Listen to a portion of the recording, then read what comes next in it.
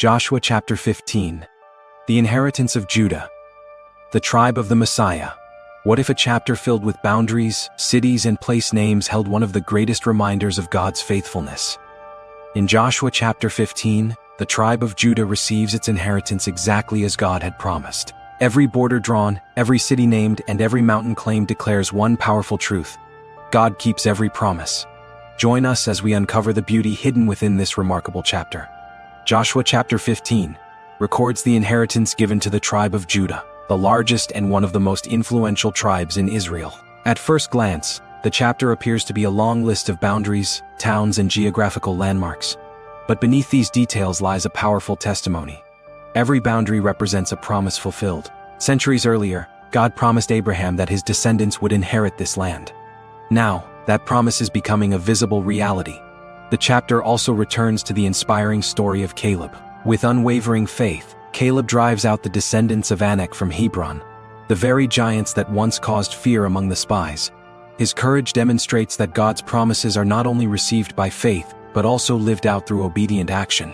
Another beautiful moment follows when Caleb offers his daughter Achsah in marriage to whoever captures the city of Debir.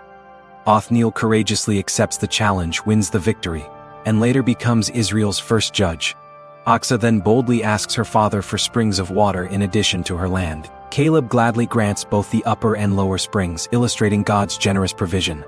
The chapter concludes by listing the cities belonging to Judah, showing that God had prepared a place for every family. Let's now walk through the chapter and discover more. Allotment for Judah.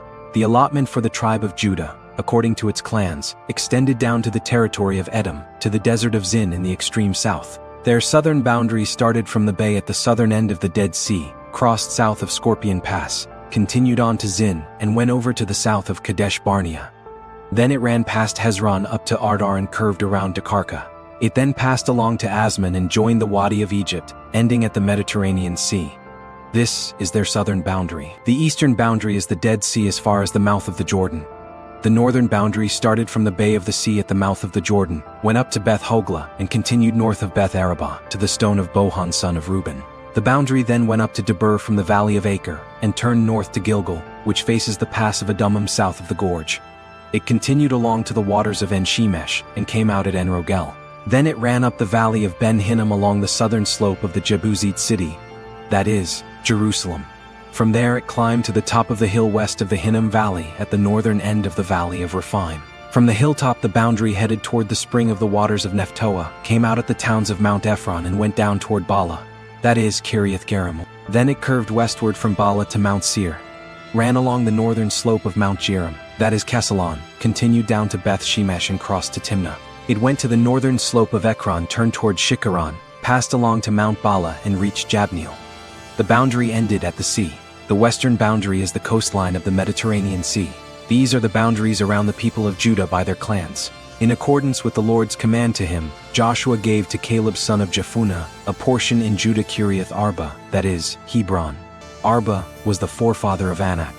From Hebron Caleb drove out the three Anakites, Sheshai, Ahiman, and Talmai, the sons of Anak. From there he marched against the people living in Debir, formerly called Kiriath Sepher. And Caleb said, I will give my daughter Achsah in marriage to the man who attacks and captures Kiriath Sepher. Othniel son of Kenaz, Caleb's brother, took it. So Caleb gave his daughter Achsah to him in marriage. One day when she came to Othniel, she urged him to ask her father for a field. When she got off her donkey, Caleb asked her, What can I do for you? She replied, Do me a special favor. Since you have given me land in the Negev, give me also springs of water. So Caleb gave her the upper and lower springs. This is the inheritance of the tribe of Judah, according to its clans.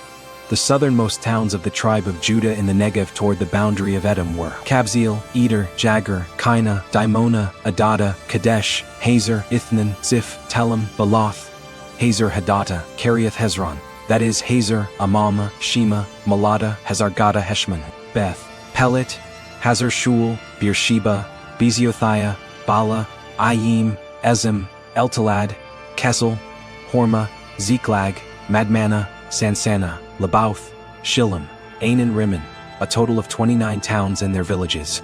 In the western foothills, Eshtal, Zorah, Ashna, Zanoah, Enganim, Tapua, Enam, Jarmuth, Adullam, Soko, Azekah, Sharaim, Adatime, and Gederah, or Gederothim, 14 towns and their villages. Zanin, Hadasha, Migdal-Gad, Deline, Mizpah, Joktheel, Lachish, Boskath, Eglon, Kaban, Lamas, Kitlish, Jedurath, Beth-Dagon, Nama, and Makkedah, 16 towns and their villages. Libnah, Ether, Ashan, Iptah, Ashna, Nezib, Kala, Oxib, and Mersha, 9 towns and their villages. Ekron, with its surrounding settlements and villages west of Ekron. All that were in the vicinity of Ashdod, together with their villages, Ashdod, its surrounding settlements and villages, and Gaza, its settlements and villages, as far as the Wadi of Egypt and the coastline of the Mediterranean Sea. In the hill country, Shamir, Jatir, Soko, Dana, Kiriath Sana, that is, Debir, Anab, Eshtemo, Anam, Goshen, Holon, and Gilo, 11 towns and their villages. Arab, Duma, Ashan, Janam, Beth Tapua, Aphakah, Humtah, Kiriath Arba, that is, Hebron and Zior, 9 towns and their villages. Maon, Carmel, Ziph, Jutah, Jezreel, Jokdeam, Zanoah, Kain, Gibeah, and Timnah, 10 towns and their villages. Halhul, Beth Zur, Gedor, Marath, Beth Anath, and Eltekon, 6 towns and their villages. Kiriath Baal, that is, Kiriath Jearim, and Rabbah, 2 towns and their villages. In the wilderness, Beth Arabah, Middin, Sakaka, Nibshan, the city of Salt, and En-Gedi, 6 towns and their villages. Judah could not dislodge the Jebusites who were living in Jerusalem. To this day the Jebusites live there with the people of Judah. Lessons and teachings. 1. Judah's inheritance is vast. A picture of God's blessing. The land of Judah is described in detail. God's blessing on Judah is abundant. For us, God's blessings are vast and specific. 2. Caleb's faithfulness is rewarded. Caleb drove out the Anakites. Caleb's faith was active, not passive. For us, faith requires action. 3. Othniel's victory brings a reward. Othniel captured Kiriath Sepher and received Achsah. Victory brings blessing. For us, fight the battles God gives you. 4. Achsah's bold request for springs. Give me also springs of water. 3:19 p.m. Achsah asked boldly. For us, ask God boldly for your needs. 5. The land must be possessed. Judah received the land, but they had to take it. Inheritance is given, but it must be claimed. For us, receive and walk in your inheritance. 6. Jerusalem is not yet taken. The Jebusites lived in Jerusalem. The city of David was not yet fully conquered. For us, some battles will be fought later. 7. The inheritance of Judah points directly toward Jesus Christ. From this tribe came King David. From David's royal line came the promised Messiah. The land of Judah would one day include Bethlehem, where Jesus was born. What appears to be a chapter about geography is actually another step in God's unfolding plan of redemption. The Lion of Judah was already part of God's perfect design. 8. Joshua 15 teaches 3 powerful lessons. Like Caleb, trust God's promises even when giants remain. Like Achsah, approach God boldly for what is needed.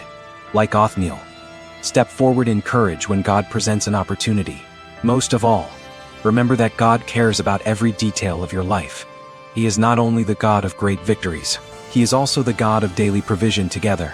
They remind us that faith both receives God's promises and confidently seeks His continued blessing.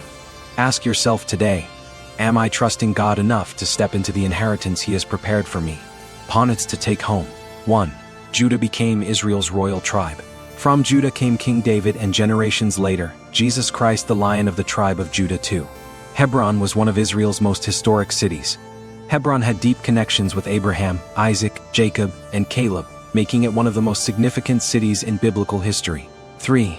Achsah's request was wise. In the dry climate of southern Canaan, springs of water meant life, fruitfulness, and long-term blessing. Her request reflected wisdom and vision for the future. 4.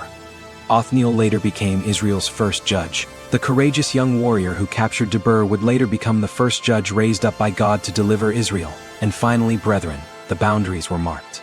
The cities were named. The inheritance was The inheritance was received. But the greatest inheritance was never merely the land. It was living each day under the faithful hand of God. Generation after generation would remember this truth, the God who made the promise and kept the promise. Coming next, Joshua chapter 16.